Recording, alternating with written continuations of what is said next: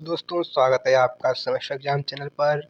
दोस्तों अगर आप भी तैयारी कर रहे हैं इस साल बीएससी थर्ड सेमेस्टर के पेपर देने की, तो यह वीडियो आपके लिए बहुत ही इम्पोर्टेंट व हेल्पफुल होने वाली है दोस्तों।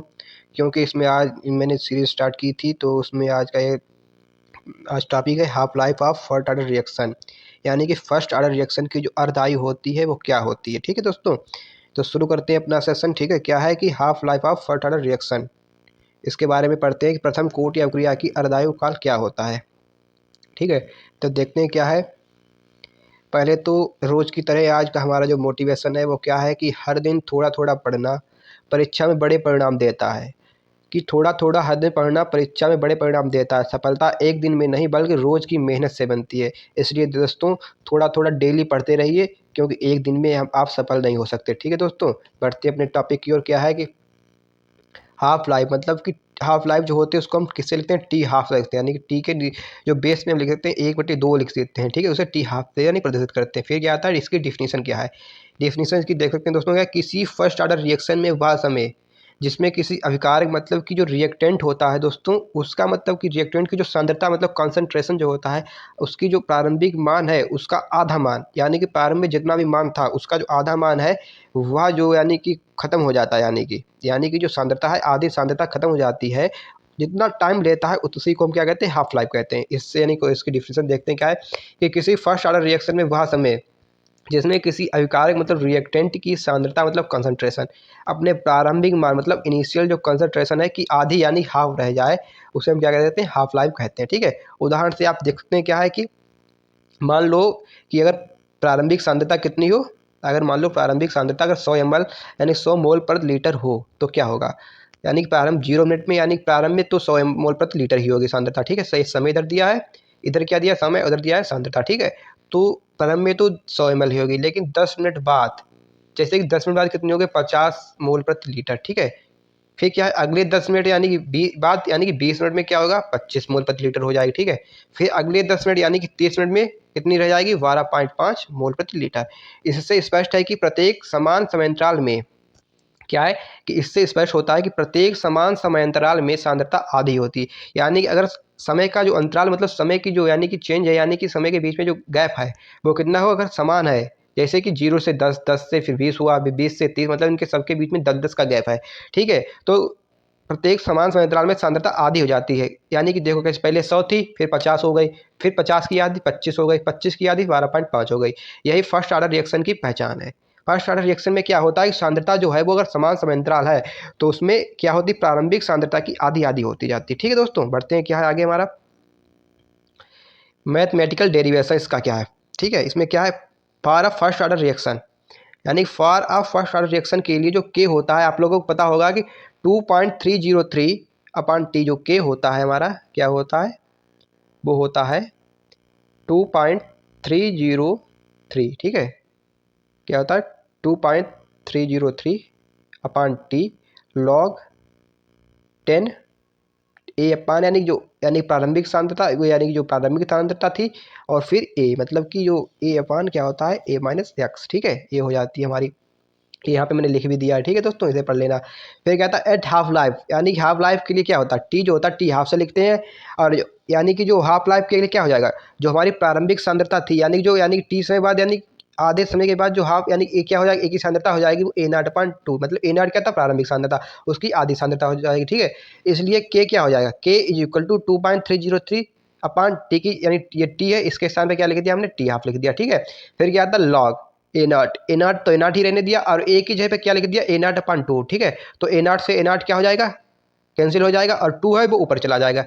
ठीक है, चूंकि ए नाट अपॉन 2 यानी कि ए नाट से ए नाट कट गया और 2 ऊपर चला गया। ठीक है, और लाग 2 की वैल्यू आप लोगों को पता होगी क्या होती है, 0.301। ठीक है, 0.3010 भी कह सकते हैं, या 0.3010 भी होती है। ठीक है, तो यहाँ से क्या आ जाएगा, तो के और क्या आ जाएगा, 2.303 इंटू, देखो यहाँ पे 2.303 ये था, और इसका पूरे का मान क्या आया है 0.301, तो इसकी गुणा हो जाएगी, और बटे में क्या है, यानी कि टी हाफ है। ठीक ठीक है, तो क्या हो जाएगा, इसकी गुणा करने पर क्या आता है 0.693 अपॉन टी हाफ, यही जो क्या टी हाफ। ठीक है, और टी हाफ को हम इधर ले जाएंगे। ठीक है, टी हाफ को जब इसको इधर ले जाएंगे, के नीचे आ जाएगा, T half is equal to क्या आ जाएगा 0.693 अपॉन के।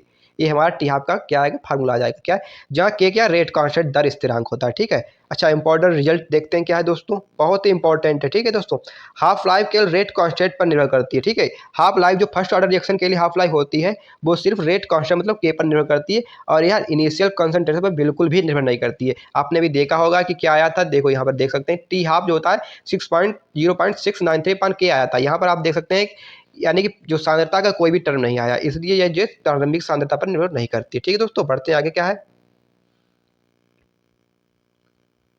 है कि half life of first order reaction के लिए क्या है इंपॉर्टेंट कैरेक्टरिस्टिक्स। ठीक है, इंपॉर्टेंट इसके गुण क्या है, देखो फर्स्ट ऑर्डर रिएक्शन की हाफ लाइफ हमेशा कांस्टेंट रहती है। ठीक है, क्यों कांस्टेंट रहती है, क्योंकि अभी क्या आया था, यानी कि टी हाफ आया था 0.693 के आया था। ठीक है, जहाँ के भी एक कांस्टेंट है 0.693 तो वैसे ही कांस्टेंट है, तो पूरा जो हाफ लाइफ हो जाएगी क्या कांस्टेंट हो जाएगी। ठीक है, रिएक्शन में यानी रिएक्शन जितनी तेजी से होगी के उतना ही अधिक होगा। ठीक है, रिएक्शन मतलब जितनी तेजी से होगी तो के उतना अधिक होगा, यही पढ़ा आपने। फिर क्या था, के बढ़ने पर क्या होता है, हाफ लाइफ कम हो जाती है, यानी के आप बढ़ाओगे, आपने देखो हाफ लाइफ और के में क्या है इन्वर्सली रिलेशन है। ठीक है, इसलिए अगर के को बढ़ाओगे तो हाफ लाइफ कम हो जाएगी, के को घटाओगे तो हाफ लाइफ बढ़ जाएगी। ठीक है, फिर क्या था, हाफ लाइफ प्रारंभिक सांद्रता से स्वतंत्र होती है। अभी आपको बताया जो हाफ लाइफ होती है वो इनिशियल जो कंसंट्रेशन होता है उससे इंडिपेंडेंट होती है। ठीक है, फिर क्या आता है, यह फर्स्ट ऑर्डर रिएक्शन की सबसे महत्वपूर्ण विशेषता जो चौथी है, ये क्या है, फर्स्ट ऑर्डर रिएक्शन की सबसे महत्वपूर्ण विशेषता है। ठीक है, इसे जरूर पढ़ना है। ठीक है दोस्तों, और ये इंपॉर्टेंट यानी कि आपको लिख के भी आना है अपने पेपर में। अगर डिस्क्रिप्टिव है तो पूरा का पूरा ऐसे अगर आप लिख के आते हैं तो आपको पूरे के पूरे नंबर मिलने वाले हैं। ठीक है दोस्तों, फिर क्या है देखते हैं, ग्राफ कंट्रेशन बीच टाइम, यानी ग्राफ देखो आप क्या है, सांद्रता बीएस बनाम यानी ग्राफ टाइम, समय के और सांद्रता के बीच अगर ग्राफ खींचा जाए तो क्या होगा। अब इधर देखो टाइम के लिए है, इधर सांद्रता के लिए। ठीक है, जैसे जैसे समय बढ़ेगा सांद्रता क्या है कम होती जाएगी, आप लोग पता होगा।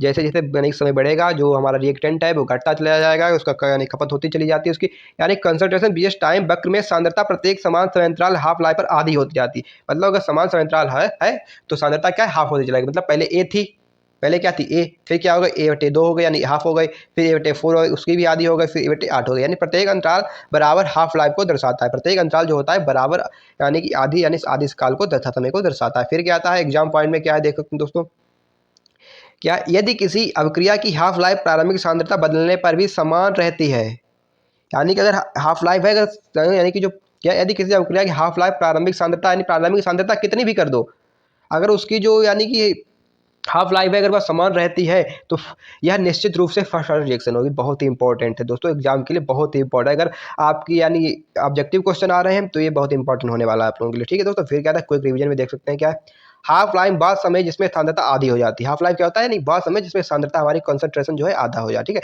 फिर क्या था फार्मूला टी हाफ के लिए आपको बताया था 0.693 होता है। फिर क्या आता है हाफ लाइफ इनिशियल कंसंट्रेशन पर निर्भर नहीं करती, ये भी इंपॉर्टेंट है। ठीक है, बहुत इंपॉर्टेंट, यानी कि हाफ लाइफ जो होती है वो कंसंट्रेशन पर यानी कि जो प्रारंभिक सांद्रता होती है उस पर निर्भर नहीं करती है।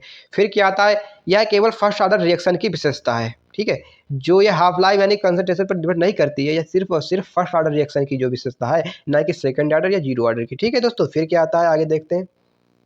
बस दोस्तों यहीं तक था हमारा यानी कि आज का चैप्टर, आगे दोस्तों आपके लिए लाएंगे बहुत ही इंपॉर्टेंट सेकंड ऑर्डर के लिए। ठीक है दोस्तों, और अगर ये आप पीडीएफ चाहते हैं तो हमारे टेलीग्राम चैनल सेमेस्टर एग्जाम के है जिसकी मैं डिस्क्रिप्शन में लिंक लगा दी है, वहाँ से परचेस कर सकते हैं।